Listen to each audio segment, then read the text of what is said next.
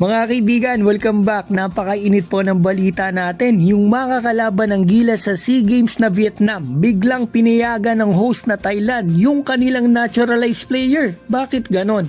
Para ba may tsansang matsambahan ng Gilas at di makapasok sa finals like sa 3x3?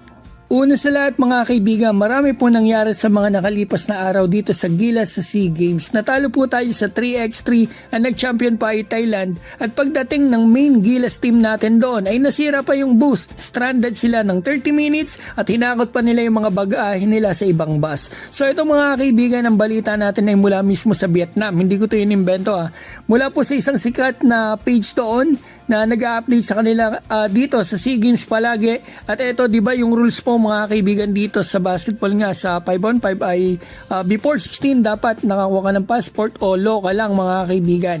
At dahil dyan, ito yung post nila noong November 30. Bago magsimula SEA Games, ito about po ito sa tatlong naturalized nila na hindi makakalaro sa 5-on-5. Ito, translate po natin sa English.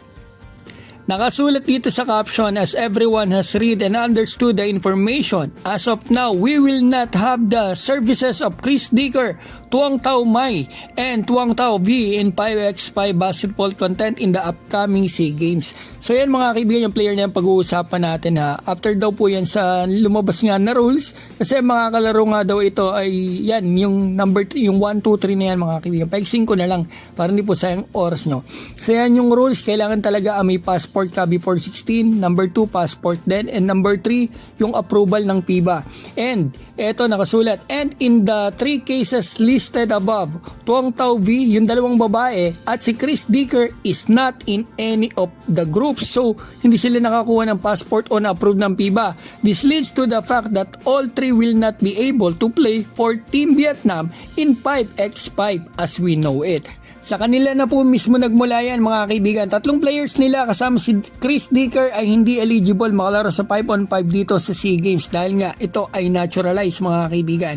So, akalain mo yon after 12 days nagkaroon ng changes. Ito, pinost nila mga kaibigan na ito nga, translate natin sa English, we will have Chris Dicker in the 5x5 content. At yan, may emoji pa ng parang na-shock na emoji mga kaibigan. So, kahit sila nagulat mga kaibigan, hindi ko alam kung bakit gano'n na pinayagan nila ang isang naturalized mga kaibigan na makalaro dito. Ito ba ay dahil kalaban sila ng Gilas sa isang araw, kabracket natin sila, at baka pag natsambahan nila tayo dito kagaya ng nangyayari sa 3x3, hindi na nila tayo makakalaban sa finals. Hindi natin masabi mga kaibigan kung ano talaga ang buong istorya, pero hindi ko alam kung bakit talaga gano'n. Pinayagan nila ito para yung mga atin kahit nga talagang, alam nyo na mga kaibigan, hindi ko na i-explain yung nangyari sa lineup natin dahil sa host.